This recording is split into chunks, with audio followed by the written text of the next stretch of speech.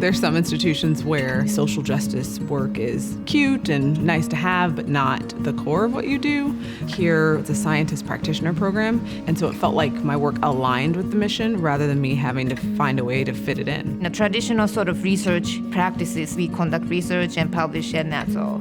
And that's not the models that we need in terms of if we want research to make improvements, Jesuit missions and our relationship with schools and communities. SLU was the perfect place, yeah. I think in very many ways, SLU, for the long arc of its history, engaged the city as the city's university, primarily for its Catholic and white population. But our research faculty, I think for a long time, has been engaged with the city. I think it's not been as intentional as we're aiming to be right now.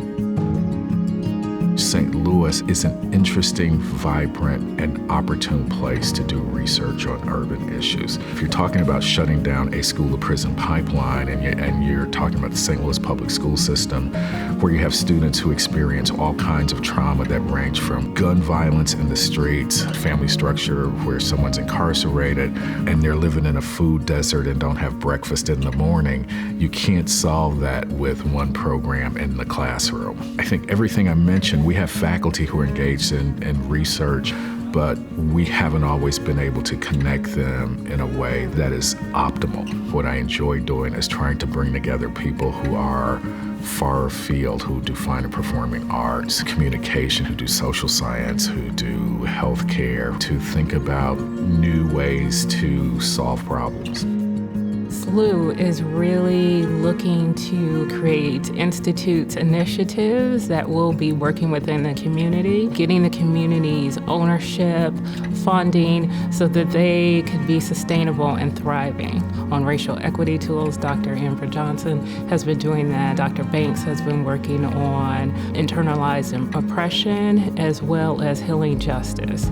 To me, what resonates the most is in employment issues and health issues. My background is also in biology, and so I take that into consideration about the generational impacts and really trying to gain access to health care for people. I really began to focus on racial disparities in health care, and I'm expanding that to look at class disparities, what it means when there's a great income inequality and how that impacts access to health care and health status.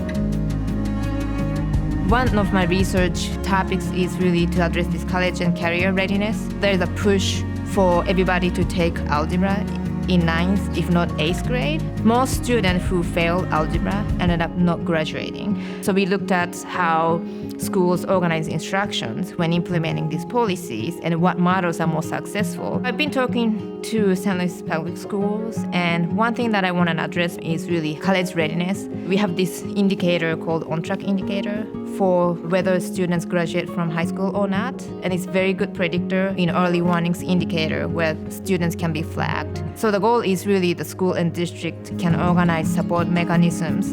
In the School of Education, we have developed these relationships to schools, but also, just wider communities. They generally trust SLU, and that's really key for something like this to take place.